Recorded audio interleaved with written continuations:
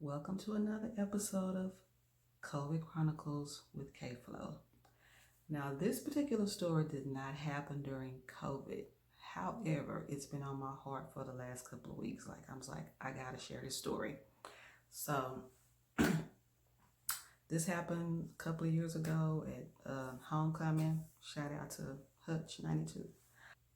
Met this guy. Now, we hit it off within a few minutes. I mean, it seems like we just clicked. I've never seen the guy before, never seen him at the games, never seen him in the neighborhood, like literally never seen him before. We hit it off, we started talking, after the game, we exchanged numbers. We actually sat in the parking lot after the game and talked for maybe about 30 minutes. Like, our conversation was so easy breezy, right? So we exchanged numbers. He said, well, call me when you get home.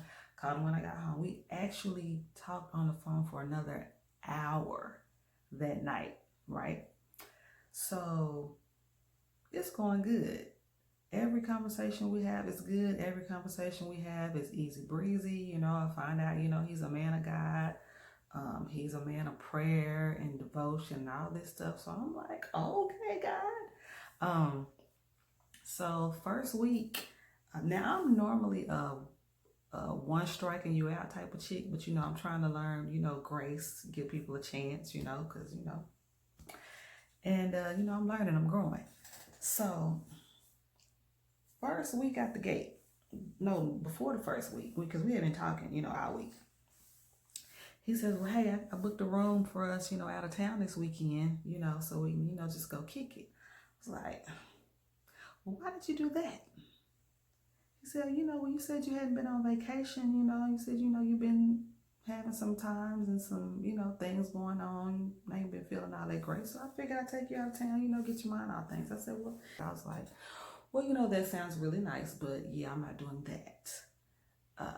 He's like, what do you mean? I said, well, I don't know you, sir. We haven't even known each other a week. I'm not about to drive out of town. What is it with these dudes who want to take me out of town? I don't understand. So I said, yeah, I'm not doing that. He said, well, I already got the room. I said, well, then you go and enjoy the room, have yourself a good time. I said, I'm not going. So he seemed to be really, disappointed, kind of hurt by that. I'm like, well, I don't know what to tell you, bro. I don't know you.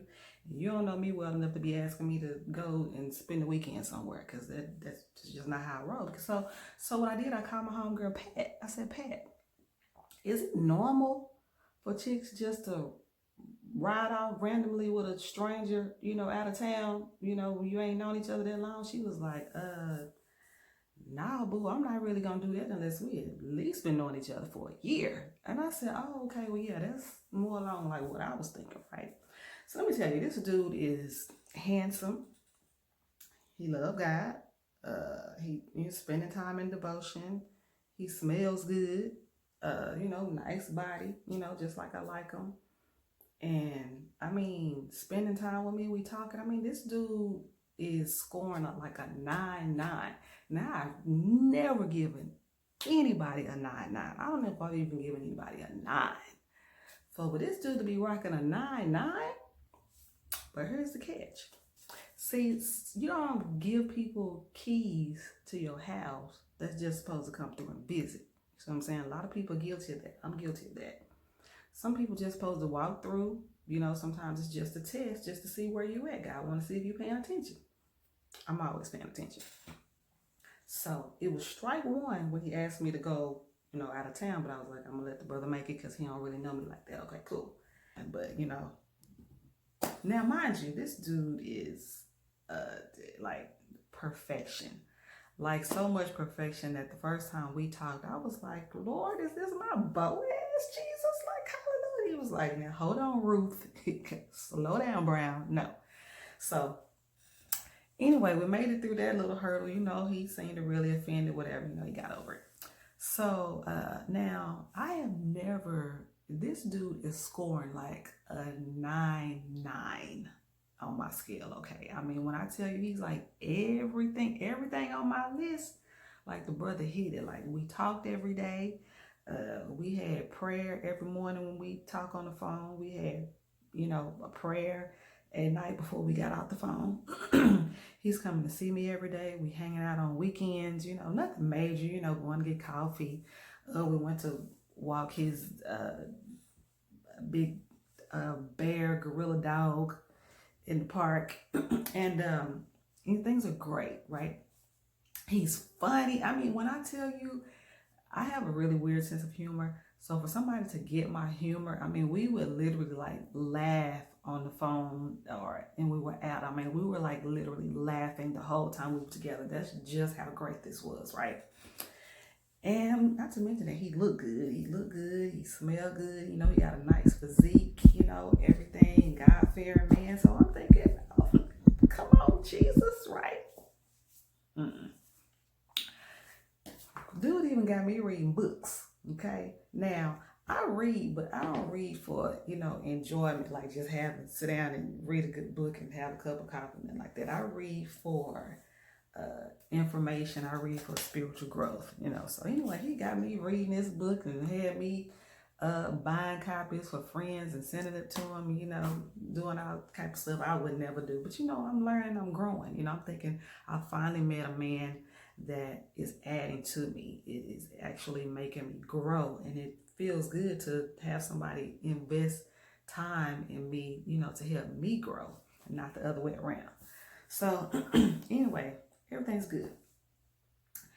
Now, the only issue, like I said, he getting a 9.9. I've never even given anybody a 9. So a 9.9, dude? But here's the catch. See, some people are not supposed to be in your life for the long haul. You know, you don't give your keys to everybody. You don't give your vulnerability to everybody, because everybody's not deserving of it. That's things you have to earn that. You have to earn my vulnerability. You have to earn my respect, okay? So now, here's the issue. He kept bringing up sex. Now, if every morning we're talking and we're having spiritual devotion every morning, and you tell me that you already done devotion twice before you even talk to me, and then I know you're doing, you know, we having prayer, whatever, every night before we get off the phone. So I'm not understanding why your flesh is not under control. If you praying that much and you're devoting that much time to God, your flesh should be pretty much under control. Now, I understand we're all human, but for somebody praying and devoting that much time to God, now mind you, he took me to church, okay? A Potter's house to be exact, where we have a mutual friend. I won't say her name, but you know, I'm trying to figure out, bro, you going to church, you doing all this praying, like why you can't get your carnal body, you know, together? You know, right now I'm focused on my spirit right now, like my spirituality good. Like I'm not focused on sex right now, and you shouldn't be either. And if you really like me, like you say you do, you need to stop asking me about it. You need to stop bringing it up, because right now that's not where our focus should be. Like, dude, it's only been 30 days. So you need to get that, you know, under wraps, get that on check, right? Now, because he kept bringing it up, I was like, something ain't lining up. You're like, something ain't right? So I call our mutual friend and I said, friend, you know, I really like this dude, but he keep bringing up sex, and I'm just not understanding why. And she was like, who? And so I told her. She said, well, first of all, boo, I think he's married. I said, no, because I asked him if he was married. He told me he had been married. He got a daughter in high school. After his divorce, he was in another relationship with a lady for like almost a year, but they haven't been together, and like they broke up 9 months ago. So no, he's not married. She's like, oh, well, let me make a phone call, because last time I checked, last thing I knew, he was married. And if he's divorced, he's recently divorced. So I said, well, the girl, okay. So she makes a phone call. She calls me back in like 30 minutes. She said, boo, he's married. I'm sorry, what? What you mean? What you mean he married? She said, let me put you on speakerphone. Okay. So she calls him. Well, no, the lady that she knows and knows him called put him on speakerphone, and he's, she's asking, well, how's your wife doing? Oh, she's good. I'm listening to all this. Oh, she's doing good. My grandmother's in the hospital, and whatever, which I knew. Now, here's the thing. That's why you got to keep your eyes and ears open, people. Don't think just because somebody comes sliding in your life that they're supposed to stay.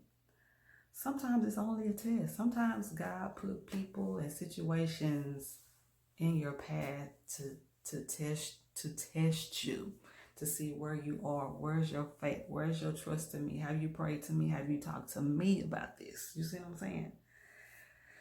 So I said all that to say, now I got the receipts. Now, if his wife should ever want to, holler at me, I got the receipts, baby. Okay, because I kept all of that.